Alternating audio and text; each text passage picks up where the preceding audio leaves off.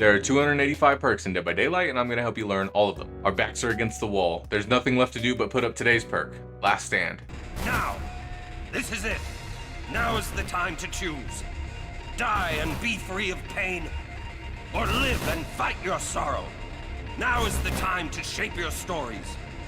Your fate is in your hands! Last Stand is a Michonne Grimes perk. After spending 60 seconds in the killer's terror radius while not in chase, this perk activates. When you fast vault within 2.5 meters of the killer, they are stunned for 3 seconds. This perk is then disabled for the rest of the trial. Allow me to get one thing out of the way. Yes, it is a bit silly that you can only use this once per match. I don't like it. I think there should be some way to reactivate it other than sitting in the terror radius again, and that's all I have to say about that. Moving on to the actual perk, it's a lot of fun to use. Currently, it is a bit finicky, and when it does and doesn't activate, you almost always have to vault into the killer for it to work, which has some usefulness in some 50-50 situations where you make a mistake, but I would prefer the perk to work where the 2.5 meters is calculated from distance of the vault rather than your landing point and the distance to the killer. It also feels slightly awkward that the vault has to be completed for the perk to activate, where I feel like this should be something more like head on that activates as the animation begins rather than at the end. All that to say, this will probably be a very fun perk when it's released. You can pair Last Stand with perks like Resilience to get through the fast vault animation slightly quicker, potentially turning a hit into a miss and a stun that allows you to escape chase. Life may also go really well with Last Stand, as you'll be able to get an insane amount of distance if you're able to get the stun off after you vault. And finally, Fixated is a great addition, allowing you to hold your vault slightly longer on some loops, potentially forcing the killer to swing at a window or pallet and allowing the stun to trigger. I'm going to place Last Stand in the C tier. Hopefully it gets a few more changes made to it before release to make the perk a little bit more useful, but currently it is still a great tool that could make or break a chase for you in the later parts of the game.